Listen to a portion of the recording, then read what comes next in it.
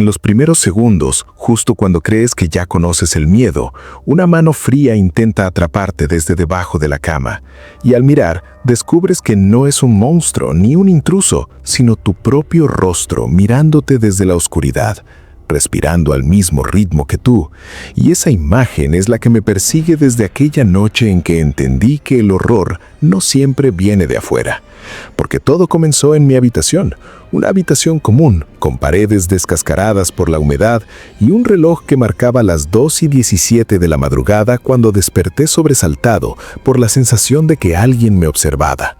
Un peso invisible en el aire, un silencio tan espeso que podía oír mi propia sangre correr por las venas. Intenté moverme, pero el miedo me clavó al colchón, y entonces sentí algo rozar mi muñeca, unos dedos que surgían lentamente desde debajo de la cama, buscando, tanteando, como si ya supieran dónde estaba. Y quise gritar, pero mi garganta se cerró. Quise pensar que era un sueño, uno de esos sueños donde el cuerpo no responde, pero el frío de esos dedos era real, tan real que me quemaba la piel. Reuní valor y miré hacia abajo, esperando ver una sombra, una rata, cualquier cosa menos lo que vi, porque bajo la cama, iluminado apenas por la luz azulada que entraba por la ventana, estaba yo mismo, acostado en el suelo, con los ojos abiertos, sin parpadear, sonriendo de una forma que jamás había visto en mi propio rostro. Y en ese instante sentí que algo dentro de mí se quebraba, porque mi otro yo movió los labios y susurró mi nombre. No como se llama a alguien desde afuera, sino como se llama a algo que ya te pertenece.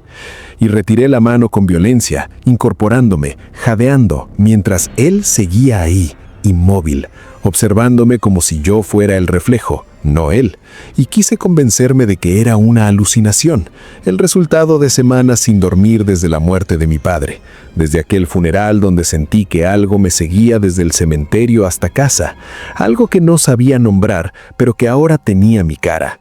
Me levanté de la cama temblando, encendí la luz y al mirar de nuevo debajo de la cama no había nada, solo polvo, cajas viejas y el olor rancio de la madera húmeda. Me reí nerviosamente, intentando recuperar la razón, diciéndome que el duelo hace cosas extrañas a la mente, que el cerebro crea monstruos cuando el corazón está roto, pero esa risa murió cuando escuché un suspiro detrás de mí, lento, profundo, idéntico al mío. Me giré de golpe y vi el espejo del armario, y en él mi reflejo no me imitaba. Seguía mirándome aunque yo ya no me movía, y su sonrisa volvía a aparecer, más amplia, más torcida, como si cada gesto suyo fuera una burla. Di un paso atrás y el reflejo dio un paso hacia adelante, chocando contra el cristal desde el otro lado. Y entonces comprendí que aquello no estaba limitado a la cama, que había cruzado algo. Una frontera invisible que se abrió la noche en que enterramos a mi padre, porque recordé cómo al volver del cementerio sentí que alguien se sentaba en mi cama mientras yo fingía dormir, cómo escuché una voz idéntica a la mía susurrando que no tuviera miedo, que solo venía a ocupar su lugar, y ahora esa promesa se materializaba frente a mí. El reflejo levantó la mano y el espejo se agrietó, una grieta que no se rompió en pedazos, sino que se abrió como una herida, y de esa herida comenzó a salir él, mi otro cuerpo, el mismo que había visto bajo la cama, arrastrándose hacia el mundo real con movimientos lentos, como si el aire fuera demasiado pesado.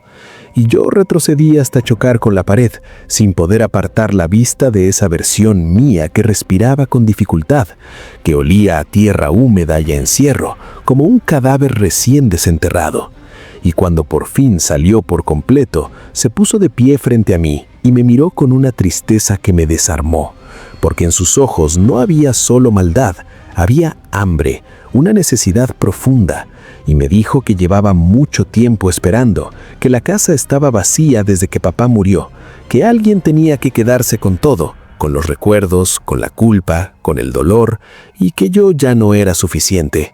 Intenté correr, salir de la habitación, de la casa, de mí mismo, pero mis piernas no respondían. Era como si mi sombra me sujetara al suelo, y entonces él se acercó y apoyó su frente contra la mía, cerrando los ojos, y por un segundo sentí todo lo que él sentía. el encierro bajo la cama, la oscuridad del espejo, el eco del ataúd cerrándose, y entendí que no era un extraño, que había nacido de mí, de mi miedo, de mi incapacidad para aceptar la muerte. Y cuando volvió a abrir los ojos, me empujó suavemente hacia la cama, diciéndome que descansara, que él se encargaría de todo a partir de ahora. Y yo caí sobre el colchón sin fuerzas, viendo cómo él se acostaba en el suelo, exactamente donde lo había visto al principio, extendiendo la mano hacia mí, pero esta vez no para agarrarme, sino para despedirse. Y mientras el sueño me vencía, escuché el reloj marcar las 2:17 otra vez, como si el tiempo se hubiera reiniciado, y supe, justo antes de cerrar los ojos, que al despertar nada sería igual, porque uno de los dos tendría que quedarse bajo la cama para siempre, y el otro tendría que aprender a vivir con una vida que ya no le pertenecía, dejando esa certeza colgando en la oscuridad, lista para continuar en la siguiente noche, cuando el silencio vuelva a llamar y alguien responda desde debajo de la cama. En los primeros segundos de esta segunda noche, antes incluso de abrir los ojos, comprendí que ya no estaba solo en mi propio cuerpo, porque desperté con la certeza de que alguien más respiraba dentro de mí, no a mi lado, sino en el mismo espacio donde nacen los pensamientos.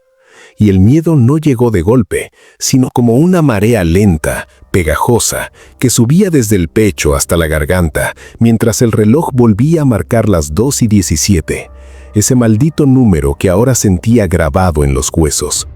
Quise incorporarme, pero el cuerpo me pesaba como si hubiera pasado años bajo tierra, y entonces escuché el sonido, un leve arrastre debajo de la cama. No como la noche anterior, no torpe ni exploratorio, sino seguro, familiar, como alguien que ya conoce cada rincón, y supe que él no se había ido, que la despedida había sido una mentira piadosa, porque una voz idéntica a la mía, pero más calmada, más firme, habló desde la oscuridad, diciendo que no me moviera, que todavía no era el momento. Y sentí pánico, no por la voz, sino porque una parte de mí estaba de acuerdo con ella, como si ese otro yo tuviera razón y yo solo fuera un invitado cansado en mi propia vida. El colchón se hundió ligeramente, no encima, sino debajo, como si algo presionara desde el suelo, y recordé de golpe un detalle que no había querido aceptar. La cama de mi padre, antes de morir, siempre crujía de esa misma manera, como si alguien intentara salir desde abajo. Respiré hondo y reuní valor para hablar, preguntándole qué quería, por qué no me dejaba en paz, y él respondió con una risa baja, casi triste, explicándome que la paz era un lujo para los vivos completos, no para los que se habían quebrado el día que enterraron a alguien sin despedirse de verdad. Y esas palabras abrieron una herida en mi memoria, llevándome de vuelta al funeral, a la forma en que no lloré, en que me mantuve firme mientras todos se derrumbaban, creyendo que era fortaleza, cuando en realidad era negación. Y comprendí entonces que ese otro cuerpo bajo la cama era lo que había reprimido, lo que nunca dejé salir, y ahora exigía su lugar. Las luces parpadearon y la habitación se volvió extrañamente más grande, como si las paredes se alejaran, y sentí que la casa entera respiraba, cada puerta, cada grieta, alineándose con él. De pronto la mano volvió a surgir desde debajo de la cama, pero esta vez no me tocó. Señaló hacia el pasillo y escuché pasos lentos que no podían ser reales, porque yo vivía solo desde la muerte de mi padre. Sin embargo, el olor a tabaco viejo llenó el aire, el mismo olor que impregnaba su ropa. Y antes de que pudiera reaccionar, la puerta del cuarto se abrió sola, revelando la silueta encorvada de mi padre al final del pasillo, inmóvil, con la cabeza baja. Y quise gritar su nombre, pero la voz no salió, mientras el otro yo susurraba que no lo mirara mucho tiempo, que los muertos se vuelven celosos cuando los reconocen.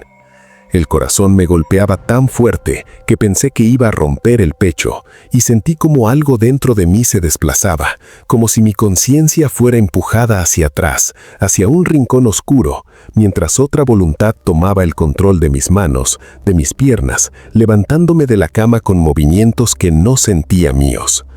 Avancé hacia el pasillo contra mi propia intención, viendo a mi padre cada vez más cerca, notando que su rostro no era del todo sólido, que se desdibujaba como humo, y cuando estuve frente a él, levantó lentamente la cabeza, mostrando unos ojos vacíos, agujeros negros donde antes había reconocimiento, y entendí que no era él, sino un eco, una cáscara atraída por algo más fuerte, por la presencia que ahora me habitaba.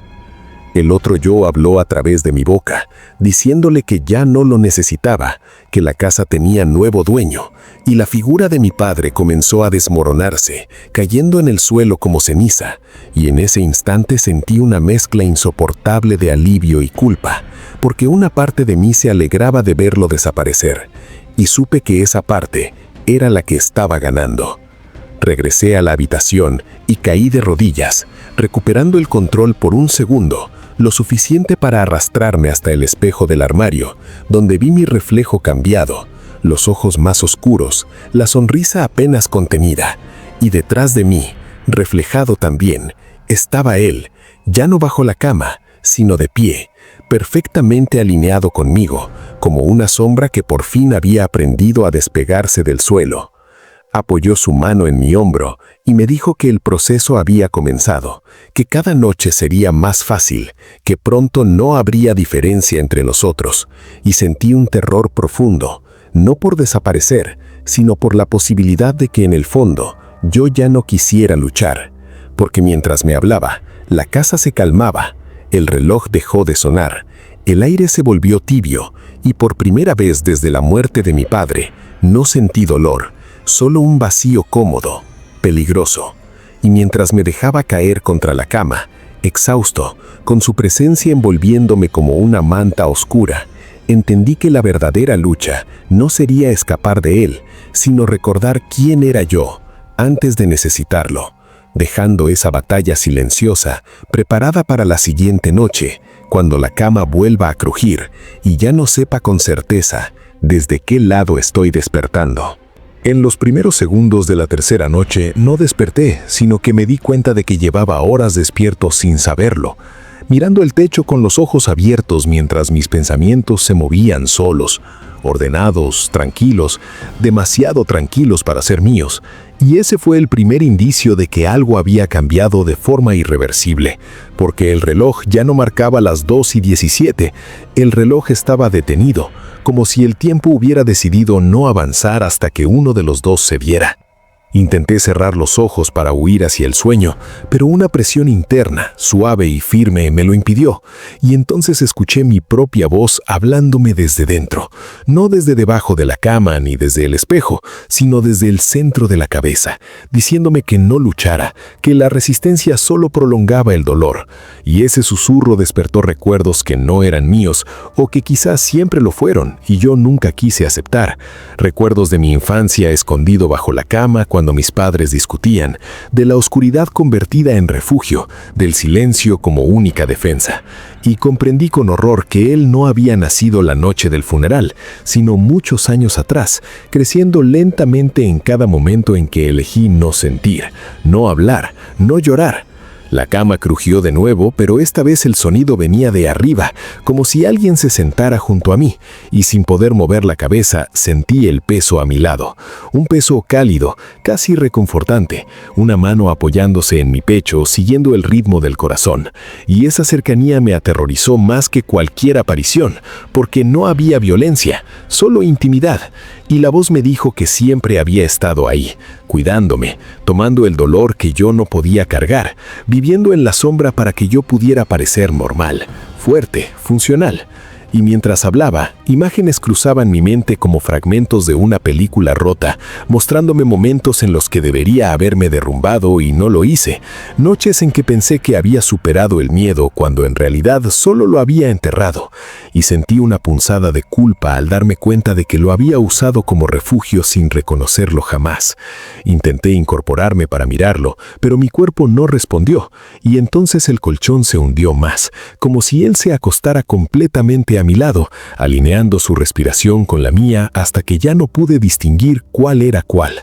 La habitación se oscureció lentamente, no por falta de luz, sino porque mis ojos dejaban de necesitarla, y en esa penumbra vi la silueta de la casa transformarse, las paredes respirando, el pasillo alargándose como un túnel, y al fondo la puerta del cuarto de mi padre cerrada, una puerta que yo nunca había vuelto a abrir desde su muerte.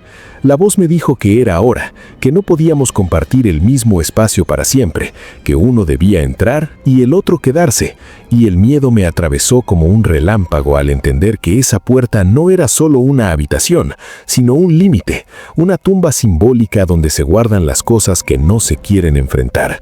Sentí cómo mi cuerpo se levantaba, guiado con cuidado, casi con ternura, y avanzaba por el pasillo mientras yo observaba desde un segundo plano, incapaz de intervenir. Cada paso resonaba como un latido, y al llegar frente a la puerta, noté que el picaporte estaba frío, húmedo, como la piel de alguien que lleva mucho tiempo sin sol.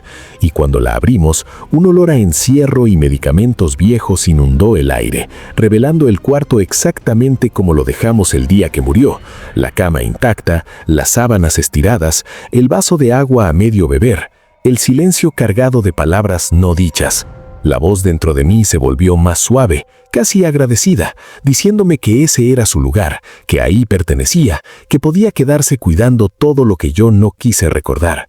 Pero algo dentro de mí se reveló, una chispa pequeña pero intensa, recordándome que huir no es lo mismo que sanar, que si lo dejaba entrar solo, yo me quedaría vacío, y reuní fuerzas para hablar desde lo más profundo, preguntándole qué pasaría conmigo, y él respondió con honestidad cruel que yo seguiría viviendo, pero incompleto, siempre con la sensación de que falta algo, de que hay un espacio bajo la cama esperando ser ocupado. Esa respuesta me llenó de pánico y claridad al mismo tiempo, porque comprendí que aceptar su ayuda significaba perderme lentamente, y con un esfuerzo que me desgarró, logré mover la mano y cerré la puerta de golpe, atrapando un grito ahogado del otro lado, un grito que era mío, pero también suyo, y caí al suelo temblando, con la cabeza llena de ruido, mientras la casa entera vibraba como si acabara de rechazar a una parte esencial de sí misma. El reloj volvió a funcionar de golpe, marcando las 2:17 con un tic seco y definitivo, y desde detrás de la puerta escuché golpes lentos, pacientes, no de furia, sino de espera, y supe que no había terminado, que solo había ganado tiempo, porque mientras me arrastraba de regreso a mi habitación, exhausto y roto, sentí un hueco frío abrirse bajo la cama, más grande que antes, como si algo se estuviera preparando para volver a salir, dejando esa amenaza silenciosa suspendida en la oscuridad, lista para continuar cuando la noche vuelva a cerrarse. En los primeros segundos de la cuarta noche, desperté llorando sin saber por qué, con lágrimas calientes corriendo por las sienes hacia la almohada. Y ese llanto fue lo que más me asustó, porque llevaba años sin llorar de verdad, y comprendí de inmediato que algo dentro de mí se estaba rompiendo de una forma distinta, no por miedo sino por cansancio. El reloj seguía marcando las 2:17 como una herida abierta en el tiempo, pero ahora el sonido no venía del reloj, sino de debajo de la cama, un tic húmedo, orgánico, como si alguien golpeara madera con los nudillos desde el otro lado de un ataúd. Me quedé inmóvil, escuchando, sintiendo cómo cada golpe coincidía con un recuerdo que intentaba emerger. Y entonces la voz regresó, no suplicante ni autoritaria, sino serena, diciéndome que no había sido justo encerrarlo, que él había cargado con todo mientras yo fingía estar bien. Y esas palabras despertaron una oleada de imágenes. Yo firmando papeles en el hospital mientras mi padre agonizaba. Yo consolando a otros mientras me negaba a mirar su rostro por última vez. Yo durmiendo en esta misma cama la noche del funeral, sintiendo algo respirar bajo el colchón. Y el golpeteo se hizo más fuerte, más cercano, hasta que la cama comenzó a levantarse apenas unos centímetros del suelo, como si algo empujara desde abajo con una paciencia aterradora.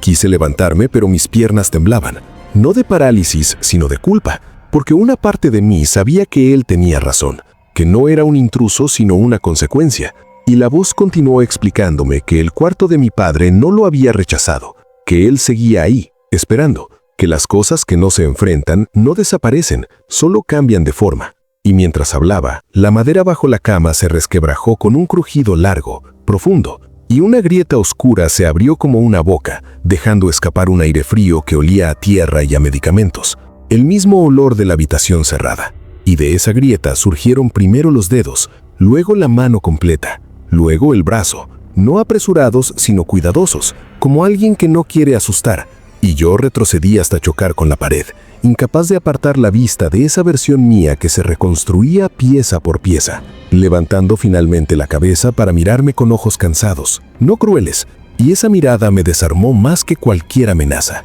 porque no había odio en ella, solo reproche y una tristeza infinita. Se incorporó lentamente hasta quedar sentado en el borde de la cama, tan cerca que podía sentir su respiración, y apoyó la frente en la mía, repitiendo el gesto de la primera noche. Pero ahora entendí el significado. No quería reemplazarme, quería ser reconocido, quería dejar de existir como sombra. Me habló del cuarto de mi padre como un santuario de dolor que yo había sellado, de cómo cada noche él escuchaba los golpes desde adentro, no los suyos, sino los de los recuerdos intentando salir, y me dijo que mientras esa puerta siguiera cerrada, ninguno de los dos estaría completo.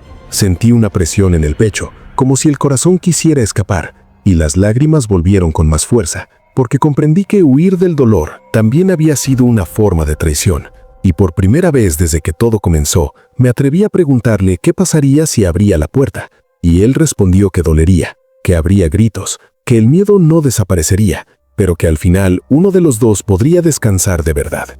Nos levantamos juntos, no como adversarios, sino como dos mitades cansadas, caminando por el pasillo que ahora parecía más corto, más freal, y al llegar frente a la puerta cerrada, sentí el temblor que venía del otro lado, un pulso lento, profundo, como un corazón enterrado.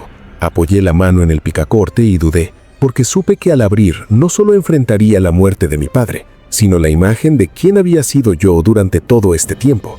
Y esa idea me aterrorizó más que cualquier aparición. Pero la voz, ahora muy cerca de desaparecer, me dijo que ya no podía volver a esconderse, que si yo no abría, él lo haría desde abajo. Y en ese instante entendí que la elección ya no era entre él y yo, sino entre seguir huyendo o mirar de frente lo que siempre estuvo esperando. Así que giré el picaporte, y cuando la puerta comenzó a abrirse, un grito ahogado resonó en la casa entera, no proveniente del cuarto, sino de debajo de la cama, como si algo hubiera sido herido de muerte, y la oscuridad se expandió por el pasillo, envolviéndonos, mientras la puerta seguía abriéndose lentamente, dejando el final suspendido en ese instante insoportable, justo antes de descubrir qué había estado respirando ahí dentro todo este tiempo. En los primeros segundos de la quinta noche no hubo oscuridad, hubo luz, una luz enferma que se filtraba desde el cuarto de mi padre como si el tiempo se hubiera quedado encendido ahí dentro. Y al cruzar el umbral sentí que el aire cambiaba de densidad, más pesado, más antiguo, cargado de palabras que nunca se dijeron. La cama seguía en el mismo lugar, pero ahora las sábanas estaban hundidas, marcadas por un peso invisible. Y comprendí con un escalofrío que ese peso había estado ahí todas las noches desde su muerte, esperando, mientras yo fingía que la habitación no existía. Di un paso más y escuché el sonido detrás de mí, no bajo la cama esta vez, sino dentro de mi cabeza. Un crujido profundo como huesos acomodándose, y supe que el otro yo ya no estaba caminando a mi lado. Estaba entrando en mí de una forma más completa, más peligrosa. La voz habló con calma absoluta, diciéndome que este era el lugar donde todo había empezado y donde debía terminar. Y entonces vi la silla junto a la cama moverse sola, arrastrándose unos centímetros, como si alguien se sentara lentamente. El olor a tabaco se intensificó y sentí la presencia de mi padre sin necesidad de verlo. No como un fantasma, sino como una presión emocional que aplastaba el pecho. Las paredes comenzaron a sudar humedad y recuerdos, imágenes proyectándose en ellas como sombras vivas. Yo de niño escondido bajo la cama mientras mis padres discutían. Yo adolescente prometiéndome no ser débil. Yo adulto firmando el acta de defunción con la mano firme y el corazón vacío. Y cada imagen era acompañada por un latido que no provenía de mí, sino de la casa misma. Entendí entonces que la casa no era solo un escenario. Era un recipiente, un cuerpo más grande que había aprendido a guardar lo que nadie quería cargar. La voz dentro de mí se volvió más intensa, casi urgente, explicándome que mi otro cuerpo había nacido aquí, bajo esta cama, la noche en que escuché a mi padre llorar en silencio creyendo que yo dormía, la noche en que decidí no salir, no abrazarlo, no compartir ese dolor, porque alguien tenía que ser fuerte, y esa decisión había creado una grieta, una separación, un espacio donde él se había formado lentamente, alimentándose de cada emoción reprimida, de cada miedo ignorado. Y mientras esa verdad se asentaba, la cama comenzó a temblar, no violentamente, sino como si algo respirara debajo del colchón, levantándolo y bajándolo con un ritmo constante. Y supe que ya no había dos camas, ni dos cuartos, ni dos cuerpos, todo se estaba superponiendo. El otro yo emergió entonces no desde debajo de la cama, sino desde el reflejo del armario, saliendo completo, sólido, con una expresión distinta a las anteriores, no triste ni hambrienta, sino decidida. Me miró fijamente y por primera vez no vi un enemigo ni una sombra. Vi una versión mía que había soportado lo insoportable, y me dijo que ya era hora de elegir quién se quedaba con el dolor, porque no podía seguir dividido, que uno debía cargarlo todo y el otro desaparecer. Sentí un terror profundo al comprender que no había una opción donde ambos sobrevivieran, que la integración que había imaginado era una mentira cómoda. Y antes de que pudiera responder, el cuarto comenzó a cerrarse sobre nosotros, las paredes acercándose lentamente, el techo descendiendo, como si la casa misma exigiera una resolución. Mi padre apareció entonces, no como una figura sólida, sino como una silueta de humo sentada en la cama, con la cabeza entre las manos, llorando en silencio. Y ese sonido fue lo que me quebró por completo, porque era real, era el llanto que nunca quise escuchar, el que evité al esconderme en la fortaleza falsa de la indiferencia. Caí de rodillas frente a esa silueta y quise pedir perdón, pero las palabras no salían. El otro yo se acercó y se arrodilló también, apoyando una mano en mi hombro, y juntos sentimos el peso de esa pérdida como un golpe físico, brutal, y comprendí que él no era el monstruo, que el verdadero horror había sido mi huida constante, mi negativa a sentir. La voz me dijo que si yo aceptaba todo ese dolor, si lo miraba de frente sin apartar la vista, él podría descansar por fin, pero que eso significaría vivir con una herida abierta para siempre, sin refugios, sin sombras que cargaran por mí. El cuarto crujió más fuerte, la cama se partió por la mitad y desde la grieta surgió una oscuridad profunda, un vacío que pedía ser llenado, y entendí que si no tomaba una decisión, ese vacío lo haría por mí. Respiré hondo y miré al otro yo a los ojos, viendo en ellos todo lo que había evitado sentir durante años. Y asentí, aceptando sin palabras, aceptando el miedo, la culpa, la tristeza. Y en ese instante sentí cómo él comenzaba a desvanecerse, no con violencia, sino como alguien que por fin puede soltar. Su cuerpo se volvió translúcido mientras el dolor me atravesaba como una corriente eléctrica. Imágenes, sonidos, gritos, llantos, todo cayendo sobre mí de golpe, haciéndome gritar por primera vez desde la muerte de mi padre. La casa respondió con un gemido largo, profundo, como si también estuviera liberándose. Y cuando el otro yo desapareció por completo, la habitación quedó en silencio absoluto. La silueta de mi padre se levantó, se acercó y apoyó su mano en mi cabeza, no fría, no pesada, sino cálida. Y por un segundo sentí paz, una paz dolorosa pero real. El cuarto comenzó a normalizarse, las paredes volvieron a su lugar, la cama quedó inmóvil y el reloj en algún lugar de la casa dejó de marcar las 2:17. Me quedé solo en el suelo, temblando, exhausto, convencido de que todo había terminado. Pero justo cuando me levanté para salir, escuché un leve crujido familiar detrás de mí, proveniente de debajo de la cama recién rota, y al mirar vi un espacio oscuro, pequeño, insuficiente para un cuerpo completo, pero lo bastante grande para una mano. Y desde esa oscuridad algo se movió, lentamente, recordándome que aunque había aceptado el dolor, las sombras nunca desaparecen por completo, solo aprenden a esperar, dejando el final abierto, respirando en la penumbra, listo para reclamar su lugar cuando la noche vuelva a cerrarse. En los primeros segundos de la última noche, comprendí que el verdadero horror no había terminado, solo había cambiado de lugar, porque desperté con una calma antinatural, una calma tan profunda que dolía, y supe inmediatamente que esa paz era el precio de haber aceptado todo el dolor de golpe. El reloj ya no marcaba las 2:17. El reloj estaba en silencio, pero ese silencio era más inquietante que cualquier tic, como si el tiempo ahora me observara a mí. Me senté en la cama rota sintiendo el cuerpo pesado, envejecido, como si hubiera vivido varias vidas en una sola noche. Y al apoyar los pies en el suelo, sentí algo rozar mis dedos, no con fuerza, no para arrastrarme, sino como una caricia mínima que me heló la sangre. Miré hacia abajo y vi la oscuridad bajo la cama, más pequeña que antes, pero más densa, como un nudo que nunca se desata. Y entendí la verdad final. El otro yo no había desaparecido, había sido absorbido, comprimido, reducido a una semilla oscura dentro de mí. Ahora yo era el que cargaba con todo, con los recuerdos, con la culpa, con la tristeza, con el miedo. Me levanté y caminé por la casa, notando cómo cada habitación parecía más real que nunca, menos distorsionada, pero también más vacía, como si algo que siempre estuvo escondido ahora caminara a plena luz del día conmigo.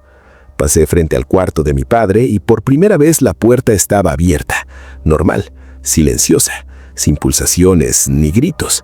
Entré y no sentí terror, solo una melancolía profunda, aceptable, humana.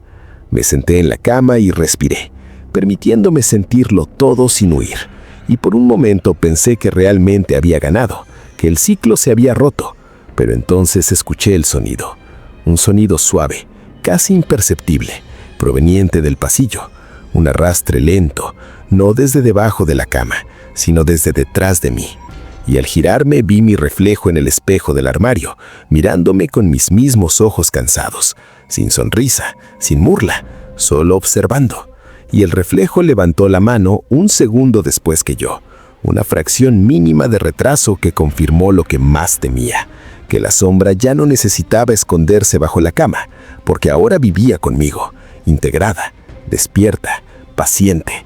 Entendí entonces que el horror no era tener un monstruo bajo la cama, sino aceptar que todos llevamos uno dentro, y que la verdadera condena no es enfrentarlo una vez, sino vivir cada día sin volver a encerrarlo.